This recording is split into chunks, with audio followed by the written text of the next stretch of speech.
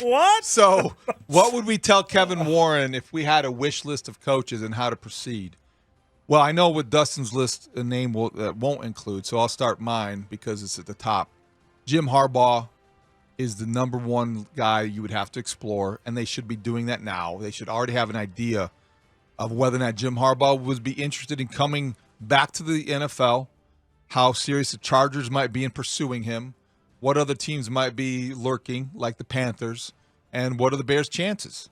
That's got to be the number one name on my list. Only because I don't know if Mike Tomlin is available, but I would want to explore that. I would want to find out if the demise in Pittsburgh, where they are fighting for a playoff spot in the hunt, if you will, if they fall out of the hunt and they fall in the outside of the playoff picture, then what is his future?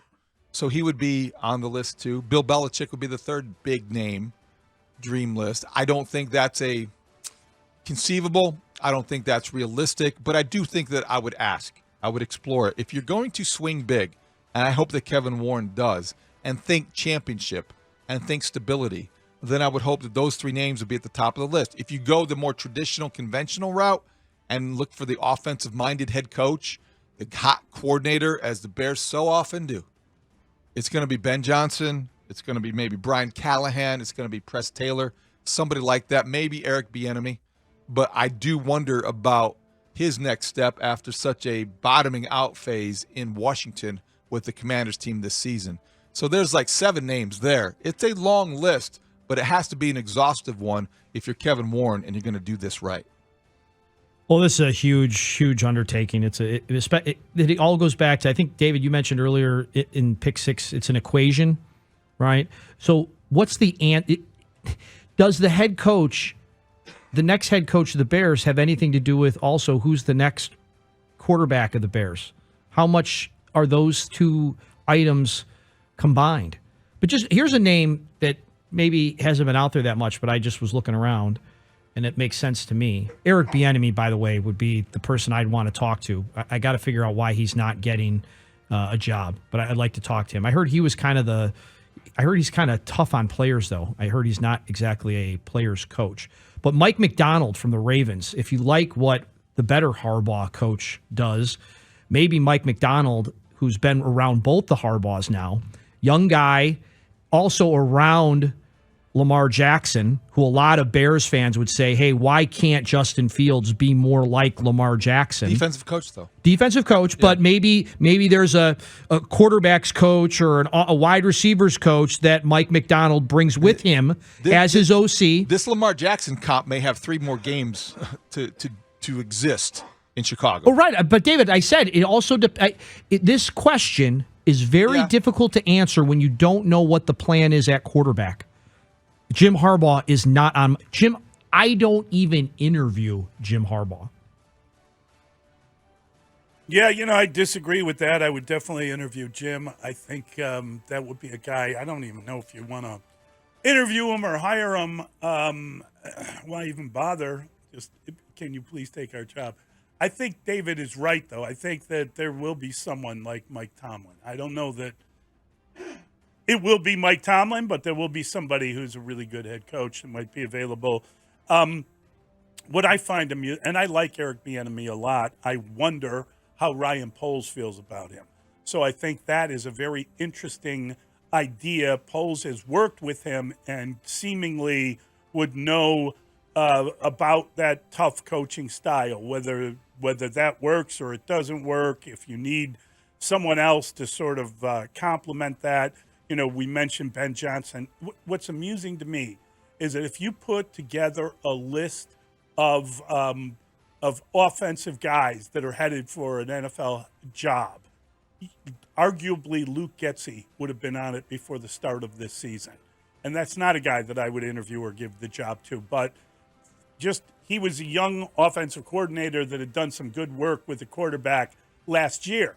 And I know that is so out of tune, but in this particular moment. But the fact of the matter is that there are all sorts of interesting ideas of different people that could be ready to move up to a job that now, Ken Dorsey might have been a guy that was considered that way. And I'm talking about guys that are now fired, that no longer would be guys you'd bring in as your head coach, but that before this season, you might look at him. Is Mike Kafka, he was a hot name, the Giants offensive coordinator. Is he still even mentioned anywhere? St. Rita grad, Northwestern. You know how this works. You know how it works. It trends guys get and hot and guys popularity, get cold. and we have no idea what they're like when they get into that room and they've got 2 hours to dazzle you. Exactly. Brian Johnson is the offensive coordinator of the Eagles. That has his star fallen because their star has fallen. I just think that there are different guys that you might have looked at or thought of differently that maybe you go back and kind of, evaluate again. But I think that, you could do one of two things. You could round up the usual suspects, which is guys that are interviewing for jobs and guys, or you could try to find somebody that's done it before. I might like that idea. I like that idea because let's go back a couple years. If Matt Eberflus is an ex-head coach in a couple weeks, that process included hiring him despite him coming off a situation in Indianapolis where he might not have returned as a coordinator. Right. Where his job was in jeopardy there. But he presumably impressed them during the interview process enough to get the head coaching job. He also had the alignment of the agent with the general manager. Exactly. Which is not insignificant. There are a lot of factors that we have no idea about, how they interview, who they're aligned with, and how early the process begins. It could be ongoing right now, Mully, as far as we know. Well, you would hope so, right? Wouldn't you want to make sure that if they're thinking big, you have an emergency list in your desk drawer that, okay, if we have to win a Super Bowl in the next 2 years, this guy can get it done for us. Maybe we can address this when we come back, but you alluded to something earlier in the show. I don't know that I totally agree, but I do think it's worth discussing. I don't believe that cost will be an object if Kevin Warren is committed to doing this right and wants to get involved in finding the next head coach that is going to be the right head coach. Would you trade for him? Yes. Would you give up your first-round draft pick? I would. Not their first-round draft pick. Okay. I'm just saying, well, who are we Bill Belichick, who are we I'm just trading giving for? an example. If Bill Belichick, I would trade for Mike Tomlin. He cost the number 1 overall pick. Yeah, I would. I'm just wondering. I would hope not to give up 6 titles, would you not think that's worth it?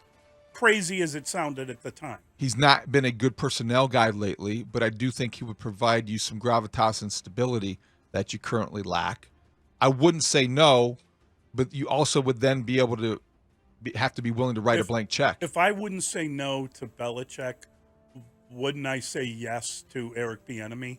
Because he's a tough guy and he's hard on players. I don't think so. I don't think those two thoughts are compatible to me. Well, I'm saying again, Ryan Poles would have an idea. Yeah. If he likes that disciplinarian offensive guy, does that matter? He didn't talk to him the first time. No, he didn't. And that may tell you a lot too. Well, I think that was already a situation. We got to get to a break, but that was already a situation where they had, here's our 3 finalists. You can pick one. Sure. Right? I mean, he didn't get to open it up and talk to anybody he wanted to, I believe. All right, 312-644-6767, and maybe that's the flaw in what they've done. They limited him in terms of he gets to go out now and find whoever he wants. That would be interesting to see how he'd go about doing that. A lot of sleepless nights, apparently. Mully Haugh, Chicago Sports Radio, 6-7 of the